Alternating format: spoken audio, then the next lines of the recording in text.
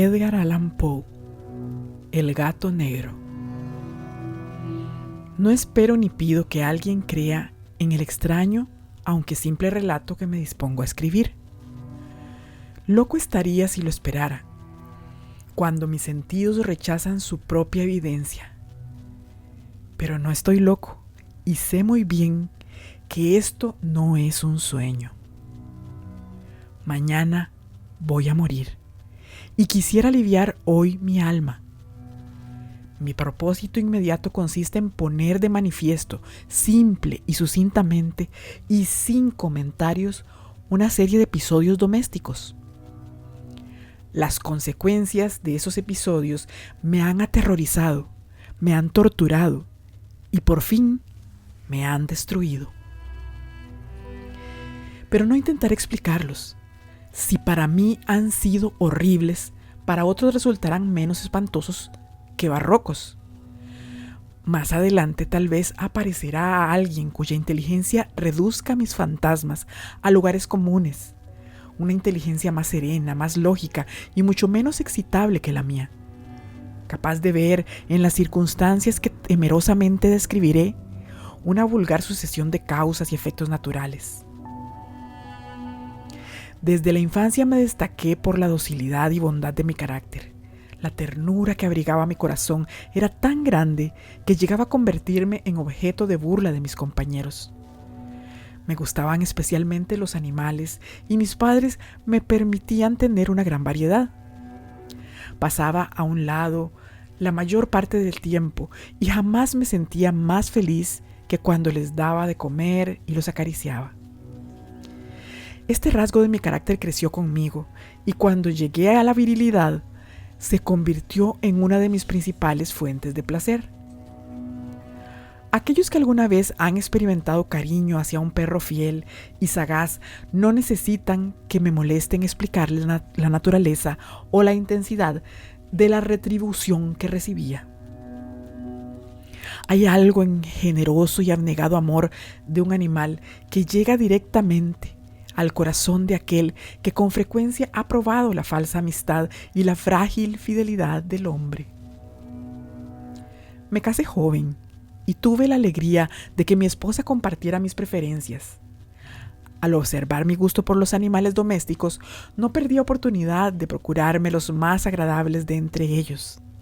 Teníamos pájaros, peces de colores, un hermoso perro, conejos, un monito y un gato.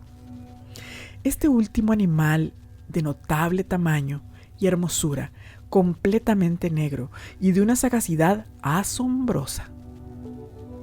Al referirse a su inteligencia, mi mujer, que en el fondo era un poco supersticiosa, aludía con frecuencia a la antigua creencia popular de que todos los gatos negros son brujas metamorfoseadas. No quiero decir que lo creyera seriamente y solo menciono la cosa porque acabo de recordarla. Plutón, tal era el nombre del gato, se había convertido en mi favorito y mi camarada. Solo yo le daba de comer y él me seguía por todas partes en casa. Me costaba mucho impedir que anduviera tras de mí en la calle.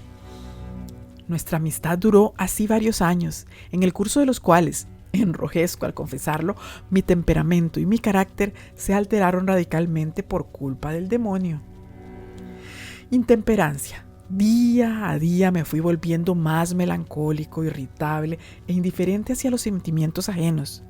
Llegué incluso a hablar desacomedidamente a mi mujer y terminé por infligirle violencias personales. Mis favoritos, claro está, sintieron igualmente el cambio de mi carácter. No solo los descuidaba, sino que llegué a hacerles daño.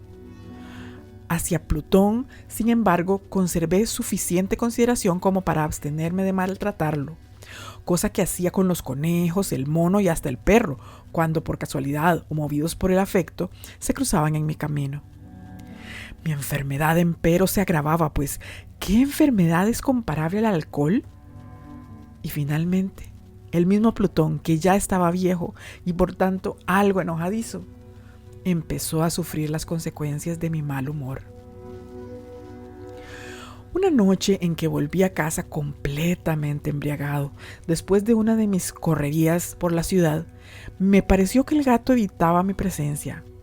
Lo alcé en brazos, pero asustado por mi violencia, me mordió ligeramente en la mano. Al punto se apoderó de mí una furia demoníaca y ya no supe lo que hacía. Fue como si la raíz de mi alma se separara de golpe de mi cuerpo. Una maldad más que diabólica, alimentada por la ginebra, estremeció cada fibra de mi ser. Sacando del bolsillo del chaleco un cortaplumas, lo abrí mientras sujetaba al pobre animal por el pescuezo y deliberadamente le hice saltar un ojo.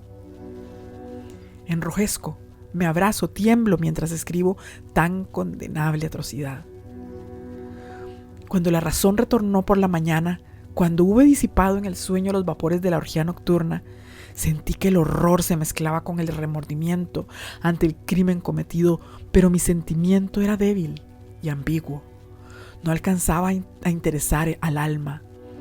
Una vez más me hundí en los excesos y muy pronto ahogué en vino los recuerdos de lo sucedido. El gato, entre tanto, mejoraba poco a poco. Cierto que la órbita donde faltaba el ojo presentaba un horrible aspecto, pero el animal no parecía sufrir ya. Se paseaba como de costumbre por la casa, aunque como es de imaginar, huía aterrorizado al verme. Me quedaba aún bastante de mi antigua manera de ser para sentirme agraviado por la evidente antipatía de un animal que alguna vez me había querido tanto. Pero ese sentimiento no tardó en ceder paso a la irritación, y entonces, para mi caída final e irrevocable, se presentó el espíritu de la perversidad. La filosofía no tiene en cuenta a este espíritu, y sin embargo, tan seguro estoy de que mi alma existe como de que la perversidad es uno de los impulsos primordiales del corazón humano, una de las facultades primarias, indivisibles, uno de esos sentimientos que dirigen el carácter del hombre. ¿Quién no se ha sorprendido a sí mismo 100 veces en momentos en que cometía una acción tonta o malvada por la simple razón de que no debía cometerla? No hay en nosotros una tendencia permanente que enfrenta descaradamente al buen sentido, una tendencia a transgredir lo que constituye la ley por el solo hecho de serlo. Este espíritu de perversidad se presentó, como he dicho, en mi caída final. Y ese insondable anhelo que tenía mi alma de vejarse a sí misma, de violentar su propia naturaleza, de hacer mal por el mal mismo, me incitó a continuar y finalmente a consumar el suplicio que había infligido a la inocente bestia. Una mañana, obrando a sangre fría, le pasé el lazo por el pescuezo y lo ahorqué en la rama de un árbol.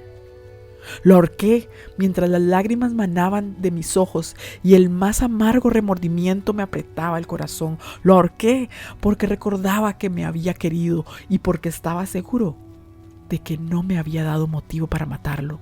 Lo ahorqué porque sabía que al hacerlo cometía un pecado mortal que comprometería mi alma hasta llevarla, si ello fuera posible, más allá del alcance de la infinita misericordia de Dios, más misericordioso y más terrible. La noche de aquel mismo día en que cometí tan cruel acción, me despertaron gritos de ¡incendio! Las cortinas de mi cama eran una llama viva y toda la casa estaba ardiendo.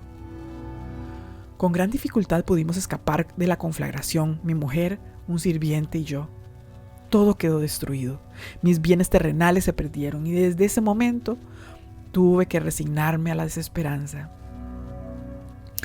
No incurriré en la debilidad de establecer una relación de causa y efecto entre el desastre y mi criminal acción, pero estoy detallando una cadena de hechos y no quiero dejar ningún eslabón incompleto. Al día siguiente del incendio acudí a visitar las ruinas, salvo una. Las paredes se habían desplomado. La que quedaba en pie era un tabique divisorio de poco espesor, situado en el centro de la casa y contra el cual se apoyaba antes la cabecera de mi lecho. El enlucido había quedado a salvo de la acción del fuego, cosa que atribuí a su reciente aplicación. Una densa muchedumbre habíase reunido frente a la pared y varias personas parecían examinar parte de la misma con gran atención y detalle. Las palabras extraño, curioso y otras similares excitaron mi curiosidad. Al aproximarme, vi que en la blanca superficie grabada como un bajorrelieve aparecía la imagen de un gigantesco gato. El contorno tenía una nitidez verdaderamente maravillosa. Había una soga alrededor del pescuezo del animal. Al descubrir esta aparición, yo, que no podía considerarla otra cosa, me sentí dominado por el asombro y el terror. Pero la reflexión vino luego en mi ayuda. Recordé que había ahorcado al gato en un jardín contiguo a la casa. Al producirse la alarma del incendio, la multitud había invadido inmediatamente el jardín. Alguien debió de cortar la soga y tirar al gato en mi habitación por la ventana abierta. Sin duda, habían tratado de despertarme de esa forma. Probablemente la caída de las paredes comprimió a la víctima de mi crueldad contra el enlucido recién aplicado, cuya cal, junto con la acción de las llamas y el amoníaco del cadáver, produjo la imagen que acababa de ver. Si bien en esta forma quedó satisfecha mi razón, ya que no mi conciencia, sobre el extraño episodio, lo ocurrido impresionó profundamente mi imaginación. Durante muchos meses no pude librarme del fantasma del gato y en todo ese tiempo dominó mi espíritu un sentimiento informe que se parecía, sin serlo, al remordimiento.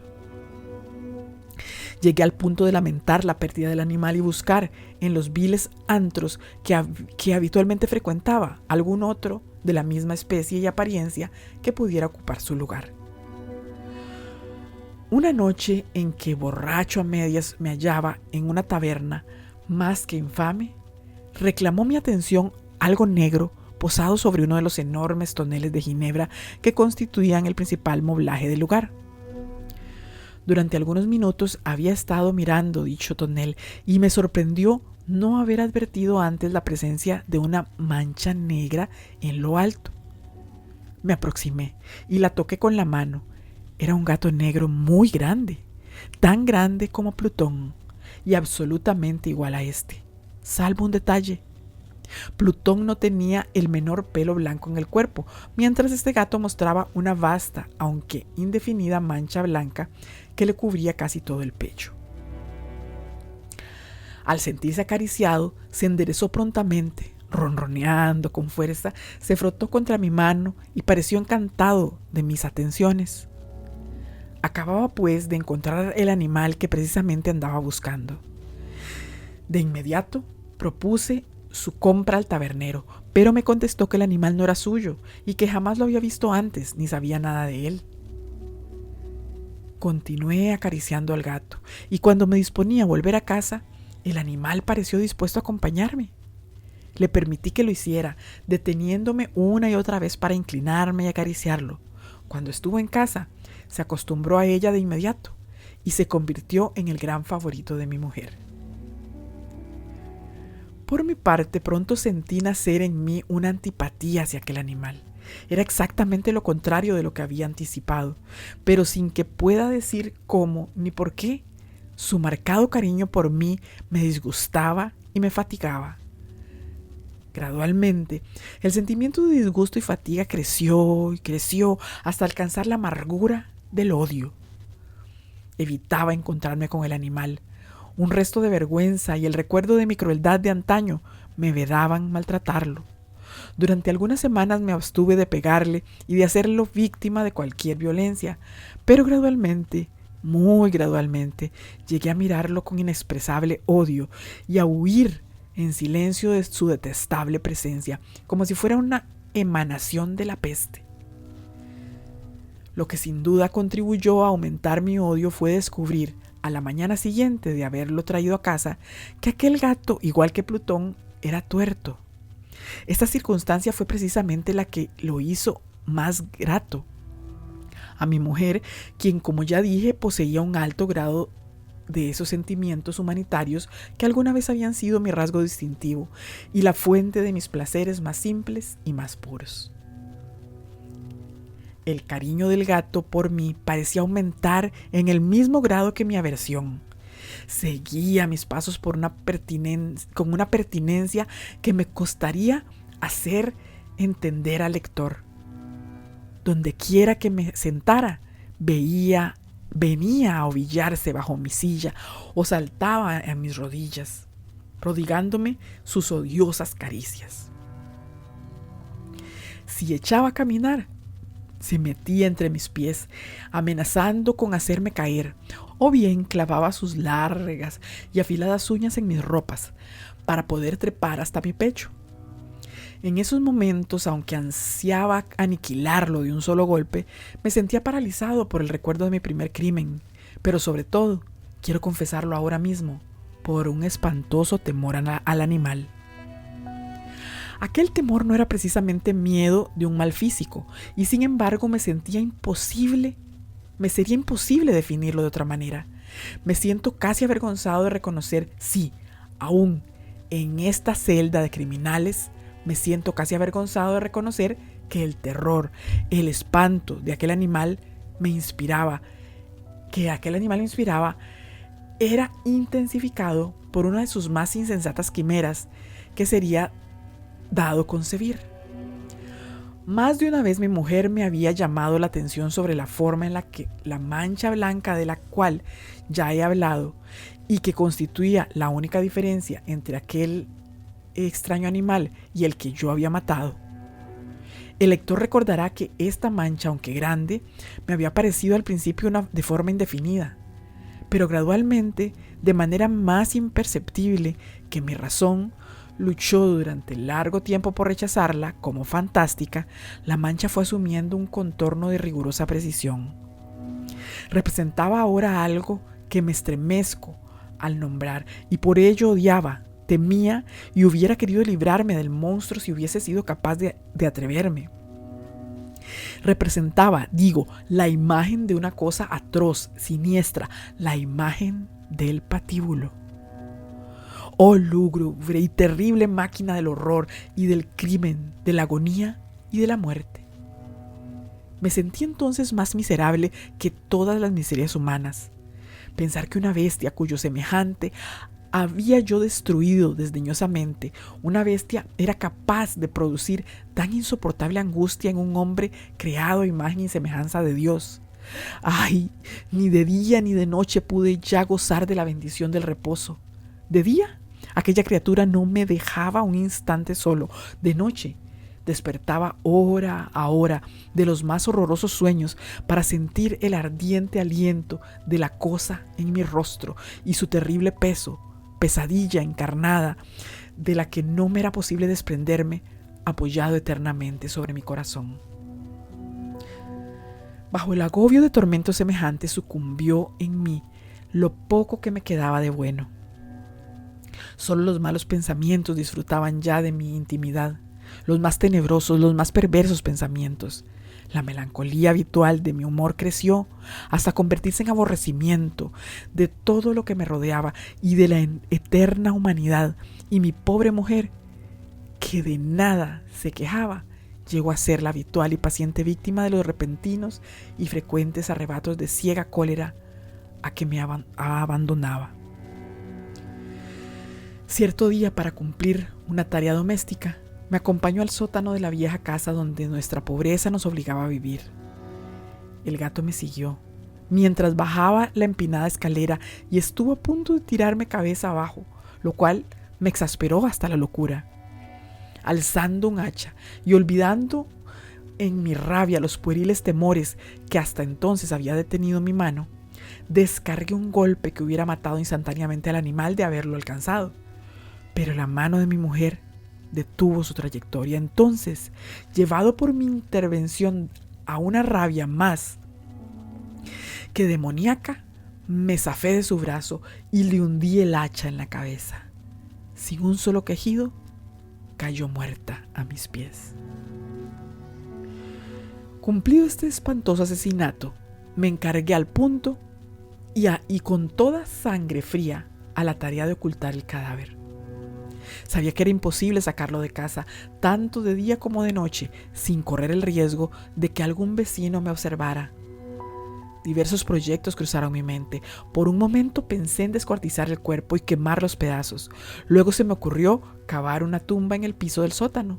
Pensé también si no convenía arrojar el cuerpo al pozo del patio y meterlo en un cajón. Pero como si se tratara de una mercadería común, y llamar a un mozo de cordel para que lo retirara de casa. Pero al fin di con lo que me pareció el mejor expediente y decidí emparedar el cadáver en el sótano, tal como se dice que los monjes de la Edad Media emparedaban a sus víctimas. El sótano se adaptaba bien a este propósito. Sus muros eran de material poco resistente y estaba recién revocados con un mortero ordinario, que la humedad de la atmósfera no había dejado endurecer.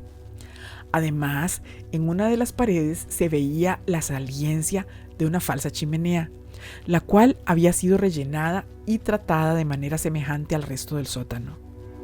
Sin lugar a dudas, sería muy fácil sacar los ladrillos de esa parte, introducir el cadáver y tapar el agujero como antes, de manera que ninguna mirada pudiese descubrir algo sospechoso. No me equivocaba en mis cálculos. Finalmente, fácilmente, saqué los ladrillos con ayuda de una palanca y luego de colocar cuidadosamente el cuerpo contra la pared interna, me mantuve en esa posición mientras aplicaba de nuevo la mampostería en su forma original. Después de procurarme argamasa, arena y cerda, preparé un enlucido que no se distinguía al anterior y revoqué cuidadosamente el nuevo enladrillado. Concluida la tarea, me sentí seguro de que todo estaba bien. La pared no mostraba la menor señal de haber sido tocada. Había barrido hasta el menor fragmento del material del suelo. Miré en torno triunfante y me dije, aquí por lo menos no he trabajado en vano. Mi paso siguiente consistió en buscar a la bestia causante de tanta desgracia, pues al final me había decidido matarla. Si en aquel momento el gato hubiera surgido ante mí, su destino habría quedado sellado, pero por lo visto el astuto animal, alarmado por la violencia de mi primer acceso de cólera, se cuidaba de aparecer mientras no cambiara mi humor. Imposible describir o imaginar el maravilloso alivio que la ausencia de la destacada criatura trajo a mi pecho. No se presentó aquella noche, y así, por primera vez desde su llegada a la casa, pude dormir profunda y tranquilamente. Sí, pude dormir, aún con el peso del crimen sobre mi alma. Pasaron el segundo y el tercer día, y mi atormentador no volvía. Una vez más respiré como un hombre libre. Aterrado, el monstruo había huido de casa para siempre. Ya no volvería a contemplarlo. Gozaba de una suprema felicidad y la culpa de mi negra acción me preocupaba muy poco. Se practicaron algunas averiguaciones a las que no me costó mucho responder. Incluso hubo una perquisición en la casa. Pero naturalmente no se descubrió nada. Mi tranquilidad futura me parecía asegurada. Al cuarto día del asesinato, un grupo de policías se presentó inesperadamente y procedió a una nueva y rigurosa inspección. Convencido de que mi escondrijo era impenetrable, no sentí la más leve inquietud. Los oficiales me pidieron que los acompañara en su examen. No dejaron hueco ni rincón sin revisar. Al final, por tercera o cuarta vez, bajaron al sótano. Los seguí sin que me temblara un solo músculo. Mi corazón latía tranquilamente como el de aquel que duerme en la inocencia. Me pasé de un lado al otro del sótano. Había cruzado los brazos sobre el pecho y andaba tranquilamente de aquí para allá. Los policías estaban completamente satisfechos y se disponían a marcharse. La alegría de mi corazón era demasiado grande para reprimirla. Ardía en deseos de decirles por lo menos una palabra como prueba de triunfo y confirmar doblemente mi inocencia. Caballeros, dije, por fin, cuando el grupo subía la escalera. Me alegro mucho de haberles disipado sus sospechas. Les deseo felicidad y un poco más de cortesía. Dicho sea de paso, caballeros, esta casa está muy bien construida. En mi frenético deseo de decir alguna cosa con naturalidad, casi no me daba cuenta de mis palabras. Repito que es una casa de excelente construcción. Estas paredes ya se marchan ustedes, caballeros. Tienen gran solidez. Y entonces, arrastrado por mis propias bravatas, golpeé fuertemente con el bastón que llevaba en la mano sobre la pared del enladrillado tras de la cual se hallaba el cadáver de la esposa de mi corazón. Que Dios me proteja y me libre de las garras del archidemonio. Apenas había cesado el eco de mis golpes cuando una voz respondió desde dentro de la tumba. Un quejido sordo y entrecortado al comienzo, semejante al sollozar de un niño, que luego creció rápidamente hasta convertirse en un largo, agudo y continuo alarido anormal, como inhumano, un aullido, un clamor de lamentación, mitad de horror, mitad de triunfo, como solo puede haber brotado del infierno, de la garganta de los condenados en su agonía y de los demonios exultantes de la condenación. Hablar de lo que pensé en ese momento sería locura. Presa de vértigo, fui tambaleándome hasta la pared opuesta. Por un instante el grupo de hombres en la escalera quedó paralizado por el terror. Luego, una docena de robustos brazos atacaron la pared, que cayó de una pieza. El cadáver, ya muy corrompido y manchado de sangre coagulada, apareció de pie ante los ojos de los espectadores.